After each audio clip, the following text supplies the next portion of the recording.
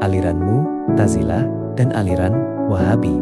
Secara bahasa, Mu'tazilah berasal dari kata itazala, yang berasal dari akar kata azala. Menurut Ibnu Faris, makna dasar lafal tersebut adalah menyingkir. Mu'tazilah adalah kelompok yang memisahkan diri itazala dari kelompok lain. Istilah ini diambil berdasarkan sejarah awal kemunculan kelompok ini, yakni sejak pemisahan diri tokoh Mu'tazilah bernama Wasil bin Atta dari majelis Hasan al-Basri. Mu'tazilah mulai muncul pada masa dinasti Umayyah dan berkembang pesat pada masa Abbasiyah. Ada perbedaan pendapat tentang awal kemunculan Mu'tazilah. Sebagian berpendapat bahwa kelompok ini berasal dari golongan yang awalnya berpihak kepada Ali bin Abi Thalib, kemudian menjauh dari urusan politik setelah peristiwa penyerahan kekuasaan oleh Hasan bin Ali kepada Muawiyah bin Abi Sufyan. Mereka memilih menjauh dari konflik dan fokus pada ibadah serta ilmu. Mayoritas ulama menyebut bahwa tokoh utama Mu'tazilah adalah Wasil bin Atta. Ia dikenal karena perbedaan pendapatnya dengan Hasan al-Basri, terutama dalam perdebatan mengenai status orang yang melakukan dosa besar, yang kemudian menjadi salah satu dasar pemikiran Mu'tazilah. Ulama Mu'tazilah Abu al-Hasan al-Qayyad dalam kitab Al-Intishar menyatakan tidak ada seorang pun yang berhak disebut sebagai Mu'tazili, pengikut Mu'tazilah, hingga ia menghimpun 5 ajaran berikut. 1. Tauhid keesaan Allah. 2. Adil keadilan. 3. Al-Wadewa al-Wade, janji dan ancaman.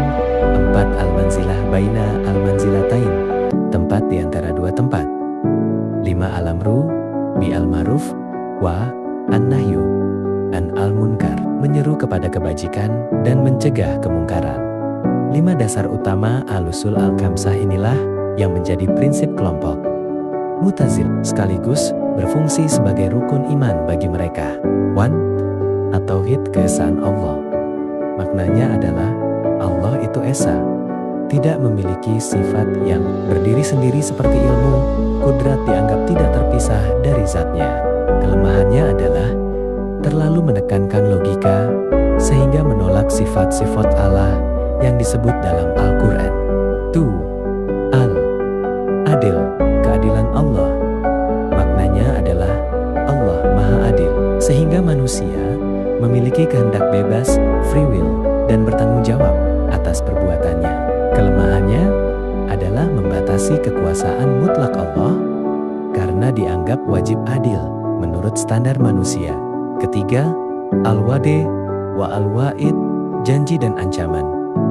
Maknanya adalah Allah pasti menepati janji surga dan ancaman neraka tanpa pengecualian. Kelemahannya adalah tidak memberi ruang bagi syafaat pertolongan di akhirat. 4. Al-Manzilah baina al-manzilatain, posisi di antara 2 posisi. Maknanya orang muslim yang berdosa besar tidak kafir, tapi juga bukan mukmin, di posisi tengah. Kelemahannya adalah bertentangan dengan pandangan mayoritas ulama yang tetap menganggapnya mukmin. 5. Al-Amru bin al-Ma'ruf wa an-Nahyu an al-Munkar. Maknanya adalah kewajiban memerintahkan kebaikan dan mencegah kemungkaran, bahkan dengan kekuasaan. Aliran Wahabi. Golongan Wahabi adalah pengikut Muhammad bin Abdul Wahab, sebuah gerakan separatis yang muncul pada masa pemerintahan Sultan Salim III 1204 sampai 1222 hari. Gerakan ini muncul melawan kemampuan umat Islam dalam masalah akidah dan syariah. Karenanya gerakan ini tersebar dengan peperangan dan pertumpah darah. Sebagian kalangan tidak menyukai istilah Wahabi dan lebih menyukai istilah Salafi. Salafi bagi mereka adalah aswaja itu sendiri. Oleh karena itu, mereka menyamakan istilah aswaja dengan salaf. Muhammad bin Abdul Wahab bin Sulaiman bin Ali bin Muhammad bin Ahmad bin Rashid At-Tamimi lahir pada tahun 115 Hijriah di pedesaan Al-Uyainah yang terletak di sebelah utara kota Riyadh. Meninggal dunia pada tahun 1206 Hijriah. Pertama kali dia menyebarkan ajarannya di daerahnya Huraimalan. Banyak mendapatkan tantangan dari masyarakat sekitar. Bahkan ayahnya Syekh Abdul Wahab juga menentangnya. Karena banyak yang menentang ajarannya, maka Muhammad lebih memilih berdakwah dengan sembunyi-sembunyi. Baru setelah ayahnya wafat, dia berani lantang dalam menyebarkan ajarannya. Ia mulai dengan mengkafirkan umat Islam yang ziarah kubur.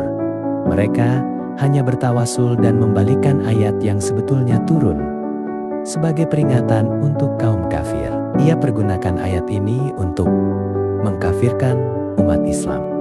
Di antara ulama yang menentang ajaran Muhammad adalah gurunya sendiri, yaitu Syekh Muhammad bin Sulaiman Al-Qurdi, pengarang Hasyiyah Syarah Ibnu Hajar Alamata Bafadlal.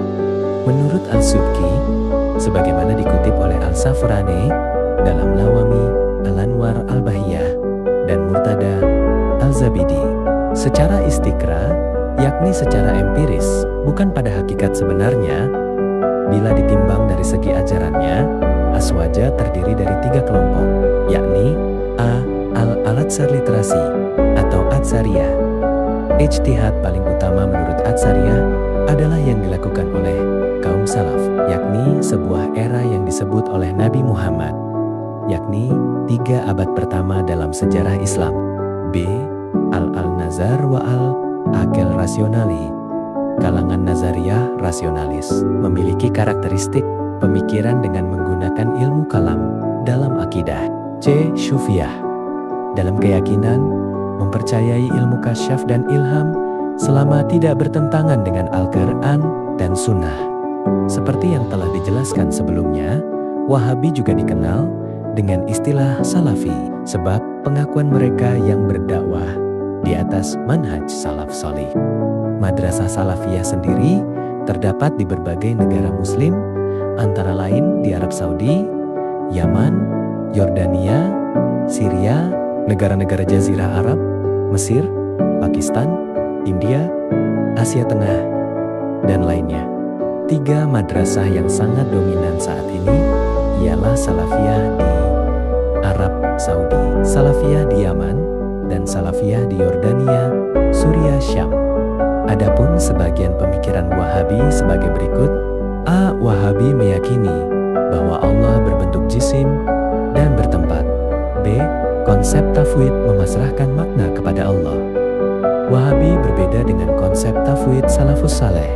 Menurut Wahabi, ayat-ayat mutasyabihat, ayat-ayat yang secara zahir memberi kepahaman bahwa Allah sama dengan makhluk, tidak boleh ditakwil dan harus ditafwid.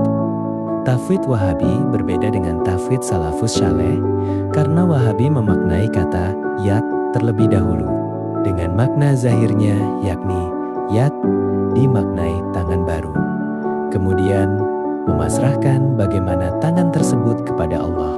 Para salafus saleh mentafwid memasrahkan maknanya lafal istiwa tanpa mengartikan terlebih dahulu ke dalam makna bahasa istakara atau bersemayam. C. Wahabi mengkafirkan orang lain yang tidak sefaham dengan mereka. Serampangan dalam mengkafirkan adalah hal yang sangat berbahaya. Mengkafirkan seseorang adalah sama saja dengan melabelkan kehalalan darah orang yang dikafirkan, keharaman mensalati, keharaman menikahi, keharaman menguburkannya ke dalam kuburan kaum muslimin dan menghukuminya kekal di neraka. Oleh sebab itu, para ulama sangat berhati-hati terkait masalah takfir. D. Wahabi membagi tauhid menjadi 3 bagian, yaitu tauhid rububiyah, tauhid uluhiyah, dan tauhid asma wa sifat.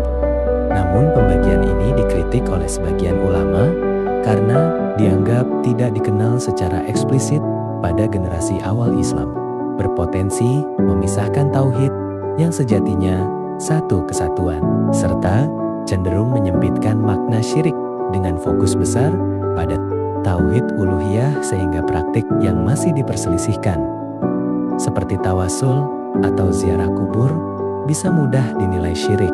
Selain itu, pemisahan antara rububiyah dan uluhiyah dinilai tidak selalu tegas karena keduanya saling berkaitan, dan pendekatan literal dalam memahami sifat Allah berisiko menimbulkan kesan penyerupaan dengan makhluk, meskipun ditolak oleh penganutnya, serta dalam praktik sosial dapat memicu perdebatan, perpecahan, dan kecenderungan mudah menyalahkan atau bahkan mengkafirkan pihak lain. Sekian dari kami, terima kasih.